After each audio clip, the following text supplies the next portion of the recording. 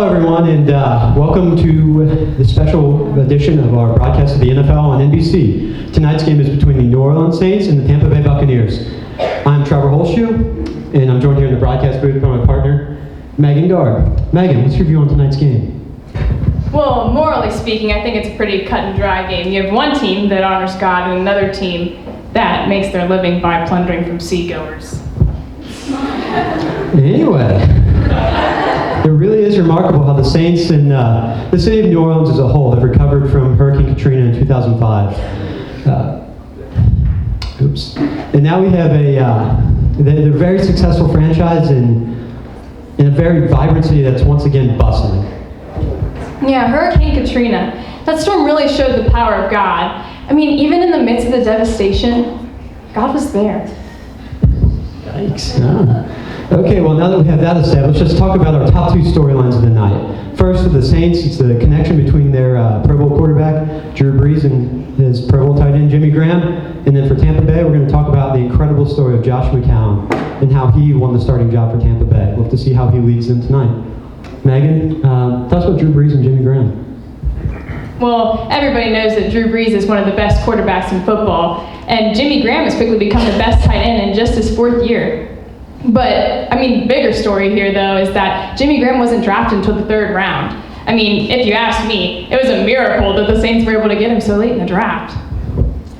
I'm not so sure that is the bigger story, but I digress. Tampa Bay, like I said, their new starting quarterback, Josh McCown. It's pretty remarkable. He's been the backup for his 12-year NFL career. He finally got playing time last year, and he turned it into a starting job. Do you have any comments on that?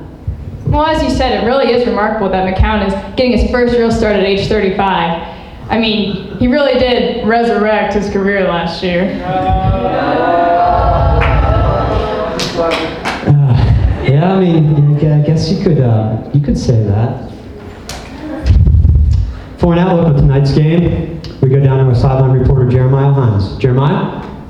Hello, and the skies are getting pretty dark out here, and so hopefully the football players will be able to see that ball as it's flying right on through the air, and but it's getting dark, but the people that work here turned on those big overhead lights, and so hopefully we'll be able to see better. But down on the grass where I am, all these football players are looking good. They're huge. They're in their flashy leotards.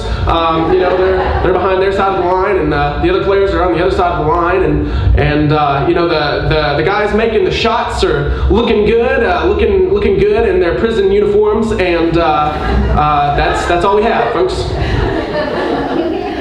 Thank you, Jeremiah, for that very detailed and enlightening report. Seeing how it's new. Isn't he just dreamy? Well, speaking of dreamy, that reminds me of the story of Joseph and his Technicolor Dreamcoat. No. Back to football. In tonight's game, the New Orleans Saints are favored to win by 20 points. It's a pretty sizable margin for a nationally televised game. I guess you could say this is a David versus Goliath game. I suppose you could say that. For his prediction on tonight's game, we'll get back to our sideline reporter, Jeremiah. And seeing how it's New Orleans versus Tampa Bay, I'm going to have to give the advantage to New Orleans in a close match. But you know how it goes. It's hard to pick against the French. Well, I think to settle into one of those real good Hail Marys. Back to you. Once again, I just don't know how we could survive without our sideline reporter, Jeremiah. Just a true expert in the game of football. Agreed. Have you ever wondered why the play is called a Hail Mary? I mean, that term seems to favor the Catholic. I prefer a more generic Christian term. I think the play should be called a prayer. A prayer? What do you mean? Why a prayer? Well, if the play's successful and the team scores a touchdown to win the game, it shows God's faithfulness. Okay, and if the 99% of the time where it doesn't work and it falls incomplete or it's intercepted, what's that supposed to mean? Well, easy. It just wasn't God's time to answer the prayer yet. Okay, it's time to take a commercial break. When we come back, hopefully we can talk about football.